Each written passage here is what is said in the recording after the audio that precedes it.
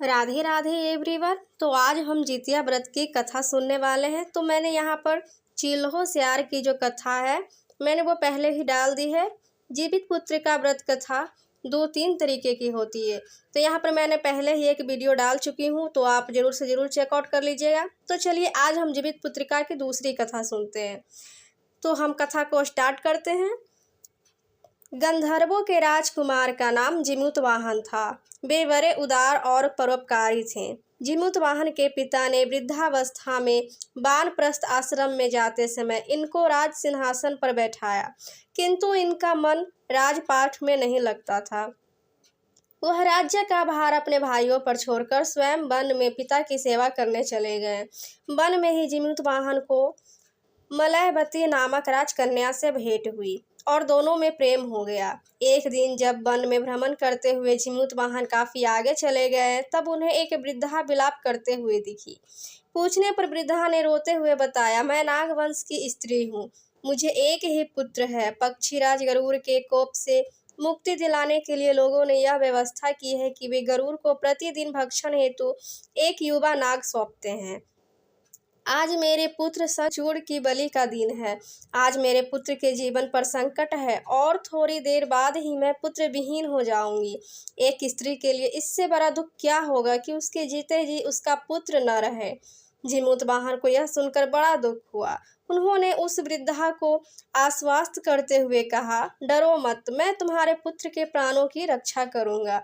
आज उसके स्थान पर स्वयं मैं अपने आप को उसके लाल कपड़े में ढककर बद्ध शिला पर लेटूंगा, ताकि गरुड़ मुझे खा जाए पर तुम्हारा पुत्र बच जाए। इतना कहकर जिमुतवाहन ने शंखचूड़ के हाथ से लाल कपड़ा ले लिया और वे उसे लपेट कर गरुड़ को बलि देने के लिए चुनी गई बद्ध शिला पर लेट गए। नियत समय पर गरुड़ बड़े वेग से आए और वे लाल कपड़े में ढके जिमुतवाहन को पंजे में दबोचकर पहाड़ के शिखर पर जाकर बैठ गए। गरुड़ ने अपनी कठोर चोंच का परिहार किया और जिमुतवाहन के शरीर से मांस का बड़ा हिस्सा नोच लिया। इसकी पीड़ा से जिमुतवाहन की आंखों से आंसू बह निकले और वह दर्द से कराहने लगे। अपने पंजे में जकड़े प्राणी की आंखों में से आंसू और मुंह से कराह सुनकर गरुड़ बड़े आश्चर्य में पड़ गए, क्योंकि ऐसा पहले कभी न हुआ था। उन्होंने जिमुतवाहन से उनका परिचय पूछा। जिमुतवाहन ने सारा किस्सा कह सुनाया कि कैसे एक स्त्री के पुत्र की रक्षा के लिए वह अपने प्राण देने आए हैं। आप मुझे खाकर भूख शांत करें। गरुड़ उनकी बहादुरी और दूसरे की प्राण रक्षा के लिए स्वयं का बलिदान देने की हिम्मत से बहुत प्रभावित हुए। उन्हें स्वयं पर पछतावा होने लगा। वह सोचने लगे कि यह एक मनुष्य है जो दूसरे के पुत्र की रक्षा के लिए स्वयं की बलि दे रहा है, और एक मैं हूँ जो देवों के संरक्षण में हूँ किंतु दूसरों की संतान की बलि ले रहा हूँ। उन्होंने जिमुतवाहन को मुक्त कर दिया। गरुड़ ने कहा, हे उत्तम मनुष्य, मैं तुम्हारी भावना और त्याग से बहुत प्रसन्न हूँ। मैंने तुम्हारे शरीर पर जो घाव किए हैं उसे ठीक कर देता हूँ। तुम अपनी प्रसन्नता के लिए मुझे कोई वरदान मांग लो। राजा जिमुतवाहन ने कहा कि हे पक्षीराज, आप तो सर्वसमर्थ हैं। यदि आप प्रसन्न हैं और वरदान देना चाहते हैं तो आप सर्पों को अपना आहार बनाना छोड़ दें।